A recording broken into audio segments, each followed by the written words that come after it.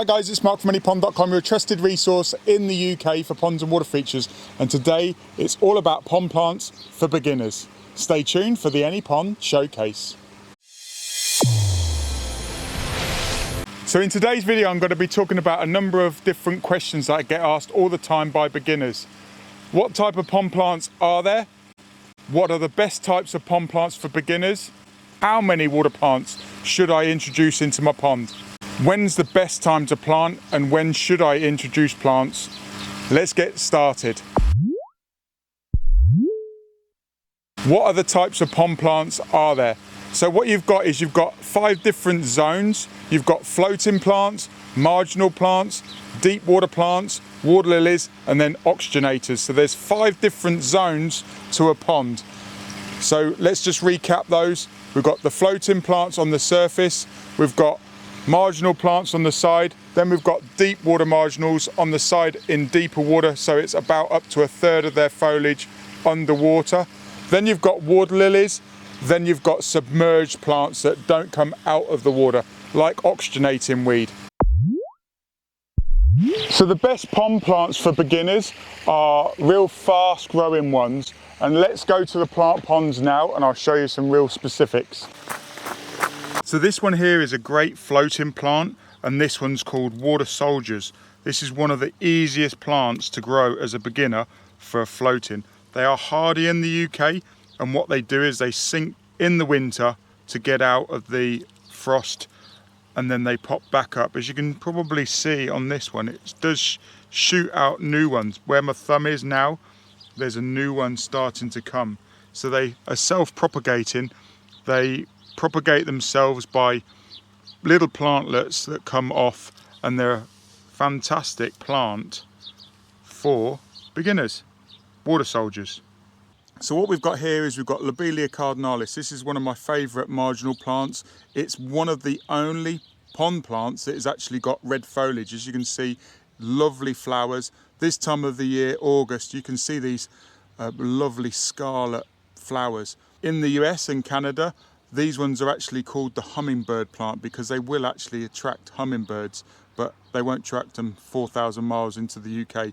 So in the UK we call them Lobelia cardinalis, and this one's Victoria Queen. So what we've got here is we've got Pondateria cordata, and this is my favourite deep water marginal for beginners. Lovely blue flower. Certain parts of the world it can become invasive, in Florida and some of the warmer climates, but certainly in the UK it's one of the best deep water marginal plants for beginners. So this particular water lily, Lydeca effulgens, is one of my favourite water lilies for a beginner because it's free flowering. There's 2 water lilies down there and there's 2 flowers, and sometimes you can have up to 7 or 8 different flowers all popping up at the same time. So this particular water lily is one of my favourites for beginners. So what we've got here is we've got some hornwort, which is one of the best oxygenating plants for beginners. It's very, very easy to grow. It does start growing later on. So sometimes what I find that people phone me up and say, Mark, all my oxygenating weed has died, and can I get some more, or where should I get it from, or I can't get hold of any hornwort at the start of the year. Well, it's because it's a late starter. So this is one of the last plants to start growing in a pond. It's called Ceratophyllum. It's a great oxygenating plant for beginners. So what we've got here is we've got some marginal plants and we've got some floating planters. In the spring is when the best time to plant these plants. So if you have a look on the YouTube channel about the floating planters, it will be the springtime. So the best time to plant up a pond is in the spring. But you can plant a pond any time of the year, no problem at all. It's just the best time is in the spring because it will establish much better. So let's talk about how many pond plants do you actually need. Well, there's no right or wrong way. It's all about the balance. If you're having a pond with a filtration system, you're not reliant on the plants to filter the pond. So how many plants do you need when you've got a filtration system? It's not masses. How many plants do you need when you haven't got a filtration system? You want 50 to 70% of the pond surface area covered with pond plants. So there's no real specific number.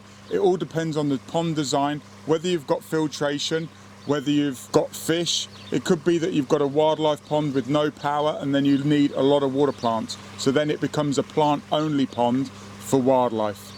So hopefully you've enjoyed this video, and if you've got any questions, drop it in the comments section below and I'll gladly answer those questions down there.